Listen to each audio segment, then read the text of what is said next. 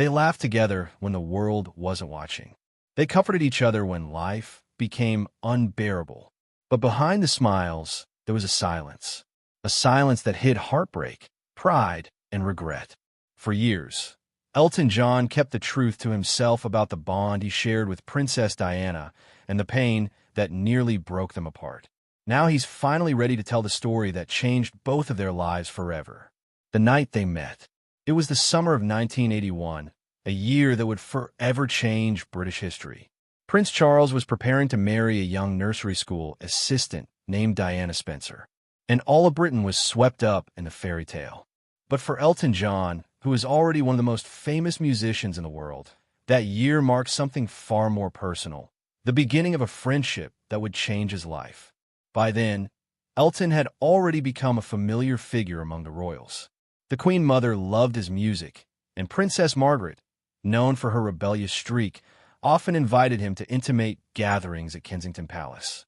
He had performed for aristocrats, dined with dukes, and even shared jokes with Prince Philip, who once teased him for driving a bright yellow Aston Martin around Windsor. Still, despite all the glamour, Elton had never truly felt at home in those circles. That changed one unforgettable night at Prince Andrew's 21st birthday party held inside Windsor Castle.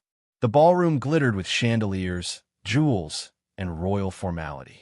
Elton, dressed modestly by his standards, sat at the piano, playing softly as guests mingled. He later described feeling nervous, out of place among so many lords and ladies. Then, as he turned to look across the room, he saw her. Diana Spencer had just entered, young, radiant, and not yet a princess. The air shifted. She had an incredible social ease. Elton later wrote in his autobiography, "Me, an ability to make anyone feel completely comfortable in her company." When their eyes met, he smiled politely, and she returned it with warmth. Within minutes, the two were talking like old friends. They laughed about the awkward music playing and ended up miming the Charleston together in the middle of the ballroom. A moment so spontaneous and absurd that even the Queen noticed and smiled. Elton would later say, "That night, I felt as if I'd known her forever."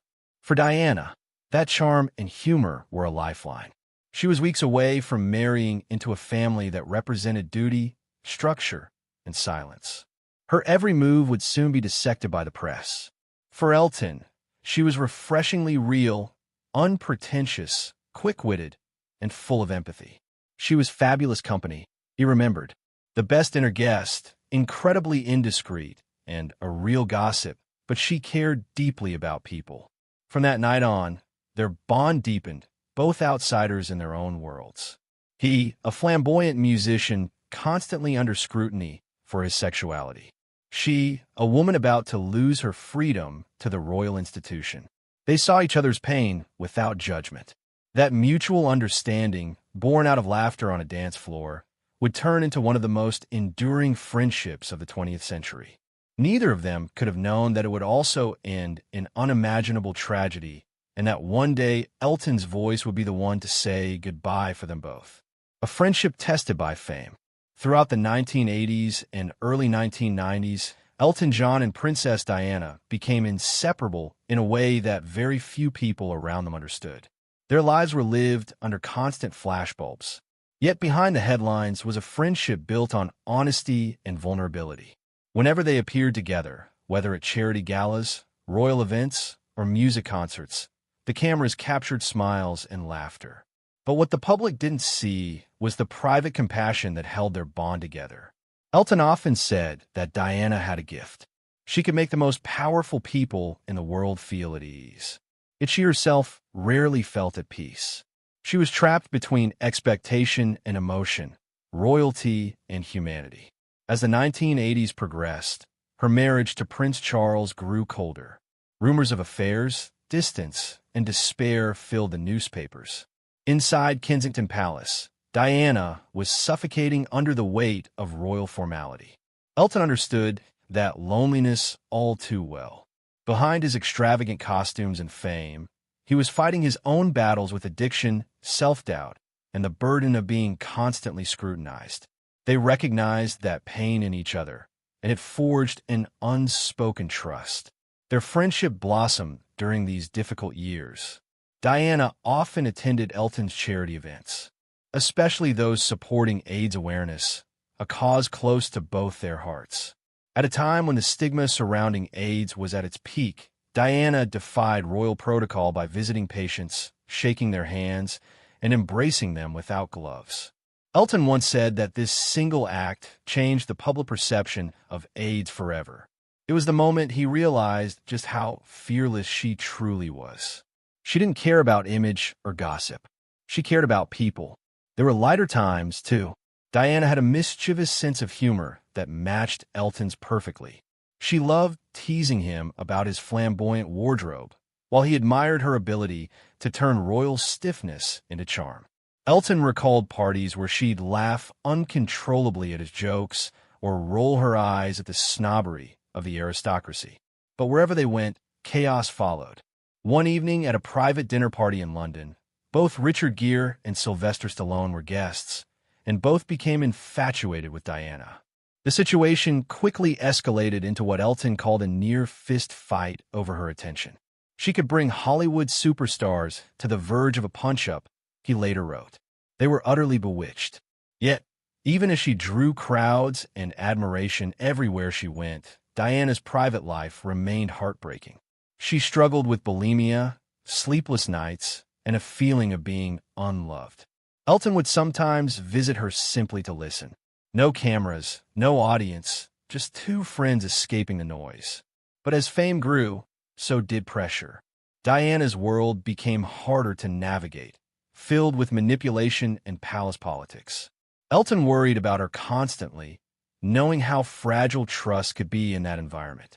By the early 1990s, they were like siblings, joking, arguing, and relying on one another. But with great affection came occasional conflict. Fame, pride, and exhaustion began to chip away at even their closest bond. And soon, a misunderstanding would bring the friendship to its lowest point, one that neither of them would forget, the rift. By the mid-1990s, Elton John and Princess Diana's friendship had become one of the most talked-about bonds between a celebrity and a royal. They had weathered media storms together, laughed through scandals, and supported each other in ways the public never saw. But in 1996, something unexpected happened, something that would tear their friendship apart, leaving both wounded and silent. It started with a charity project that meant the world to Elton. He had been working on a coffee table book of rock photography, a glamorous collection of images of musicians, performers, and artists, with all proceeds going to an AIDS foundation. Diana had agreed to write the foreword. It wasn't just a favor, it was a statement. She had long been an advocate for AIDS awareness, breaking taboos, and humanizing a disease many still feared. For Elton, having her name on the project was both an honor and a powerful symbol of compassion. Then, without warning, she withdrew.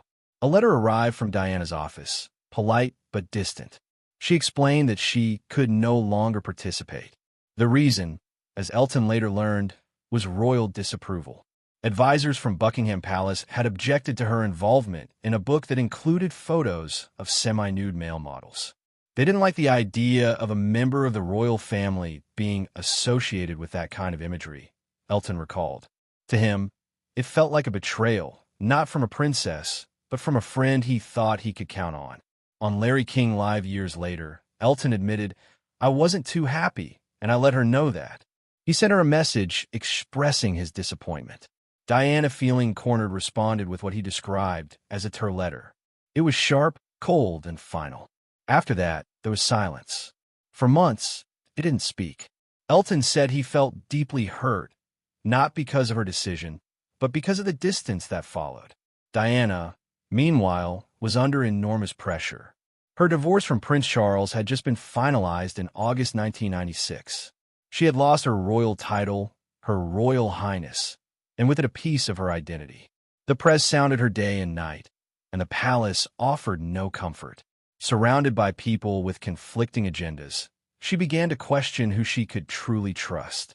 Elton believed that palace advisors might have influenced her withdrawal, but privately he also wondered whether she had grown tired of being connected to other people's causes.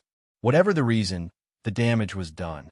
Two people who once shared everything, laughter, grief, even secrets about the monarchy, were suddenly strangers. It was awful, Elton later said. We'd always been honest with each other, but pride got in the way. He admitted he could have called her, but didn't. We were both too proud, he confessed. And before we could fix it, it was too late. For almost a year,